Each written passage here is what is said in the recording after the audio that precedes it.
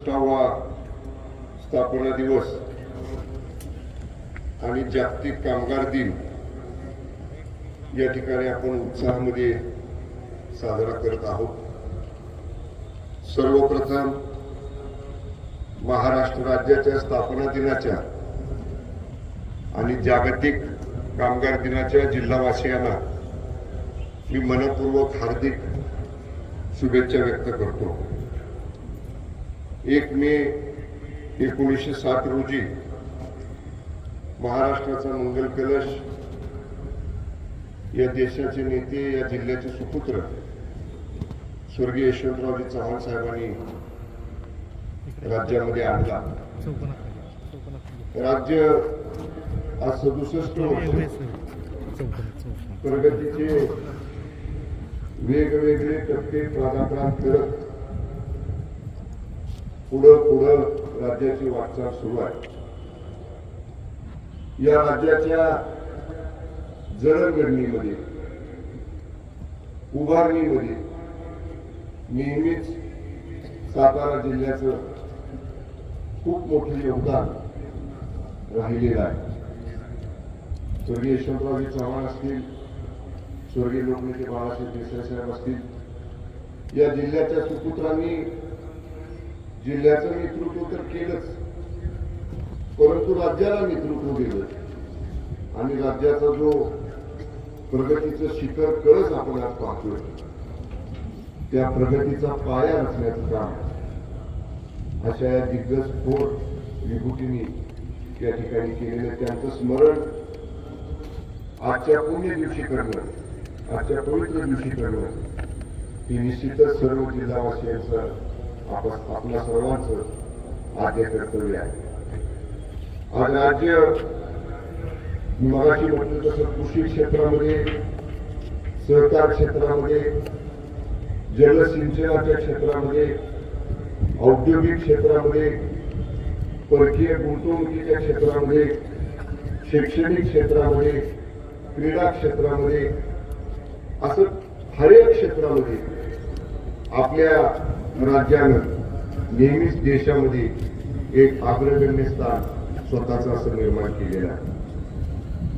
राज्यानं परदेशी गुंतवणुकीचं खूप मोठं उद्दिष्ट डोळ्यासमोर ठेवलं आणि दरवर्षी जी जागतिक गुंतवणूक परिषद दावोसला होती, त्या परिषदेमध्ये सगळ्यात जास्त देशात गुंतवणूक कुठल्या राज्यामध्ये येत असेल तर ते आपल्या महाराष्ट्रामध्ये येते। सामंजस्य करार होतात आणि त्याची अंमलबजावणी देखील मोठ्या प्रमाणामध्ये आपल्या राज्यामध्ये झालेली आपण पाहतो। वेगवेगळ्या औद्योगिक वसाहती झपाट्यानं वाढतायत, औद्योगिकरण होतंय आणि नवनवीन संशोधन सुद्धा औद्योगिक क्षेत्रामध्ये आपल्या राज्यानं प्रस्थापित या ठिकाणी केलेली आहे। सिंचनाच्या बाबतीत सुद्धा इंच जमीन ही 12 युनिटाखाली आली पाहिजे, हे धोरण राज्यातल्या महायुती सरकारचा।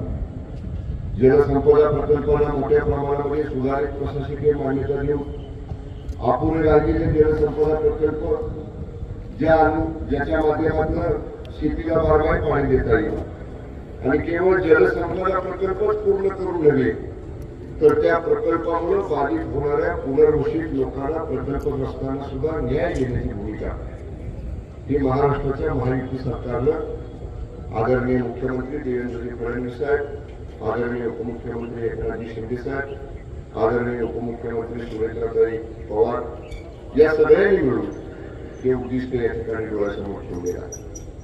शैक्षणिक क्षेत्रामध्ये, औद्योगिक क्षेत्रामध्ये, आरोग्य क्षेत्रामध्ये सुद्धा राज्यानं खूप मोठी प्रगती केली आहे। मी मागच्या 26 जानेवारीच्या कार्यक्रमामध्ये उल्लेख केला होता, जे मॉडेल स्कूल आणि स्मार्ट पीएससी त्या 2 योजना मी 22ला या जिल्ह्याचा पालकमंत्री झाल्यानंतर ज्या सुरू केल्या, त्याच्यात खूप मोठं यश आपल्या जिल्ह्याने मिळवलेलं आहे। वेगळा कुठलाही निधी राज्य सरकारकडून न मागता जिल्हा नियोजन समितीकडे उपलब्ध असणारा निधी, जिल्हा परिषदेकडे असणारा निधी, वेगवेगळ्या CSR योजनांमध्ये मिळणारा निधी हा एकत्रित करून शहरामध्ये असणाऱ्या इंग्रजी माध्यमांच्या दर्जेदार शाळांसारख्या आमच्या प्राथमिक शाळा खेड्यातल्या, वाड्यातल्या, गावातल्या, वस्तीतल्या करण्याचा प्रयत्न हा या योजनेच्या माध्यमातून या ठिकाणी आपण केला. मला आनंद या गोष्टीचा आहे. या योजनेचं सादरीकरण मागच्या वेळी देशाचे माननीय पंतप्रधान आदरणीय मोदी साहेबांच्या समोर झालं.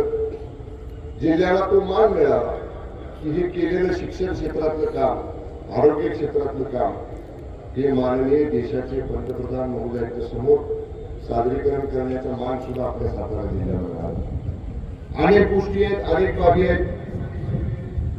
आम्ही सगळे लोकप्रतिनिधी जिल्ह्यातले नेहमीच जिल्ह्याचा विकास आणि राज्यामध्ये जिल्हा पहिल्या दुसऱ्या क्रमांकावर कसा आणता येईल याच्यासाठी आम्ही सगळेजण प्रयत्नशील आहोत. प्रशासनाचंही त्याच पद्धतीचं सहकार्य नेहमीच आम्हा सगळ्या लोकप्रतिनिधींना मिळते आणि सार्गिक प्रयत्न करू आपल्याला जिल्ह्याचं नाव लौकिक हा राज्यामध्ये या ठिकाणी प्रस्थापित करायचा आहे. आज 1 मे महाराष्ट्र दिनाच्या शुभेच्छा देताना जिल्हावासियांना एवढीच मी ग्वाही दिली की आम्ही जिल्ह्याची प्रगती करण्यासाठी कटिबद्ध आहोत, वचनबद्ध आहोत. पराकोटीचे प्रयत्न आमचे सुरू आहेत. सर्व जिल्हावासियांची सुद्धा या सकारात्मक सर्व कामासाठी साथ मिळावी, सहकार्य मिळावं एवढ्या भावना या निमित्ताने व्यक्त करतो. पुन्हा एकदा ज्यांनी या राज्य उभारणीमध्ये राज्याचा प्रगतीचा खरंच जो आपण पाहतोय त्याचा पाया घालण्यामध्ये ज्यांनी योगदान दिलं त्या थोर विभूतींचे, स्वातंत्र्य सेनानींचे, सैन्य दलातील कार्यरत असणारे आणि निवृत्त झालेल्या सर्व अधिकारी जवानांचे, सर्वांचेच जिल्हावासियांचे या निमित्तानं हार्दिक मनापासून मी आभार मानतो आणि नक्कीच जिल्हा आपण सगळेजण मिळून प्रगती पथावर पुढे नेऊ एवढा विश्वास देऊ या ठिकाणी थांबतो. धन्यवाद. जय हिंद, जय महाराष्ट्र.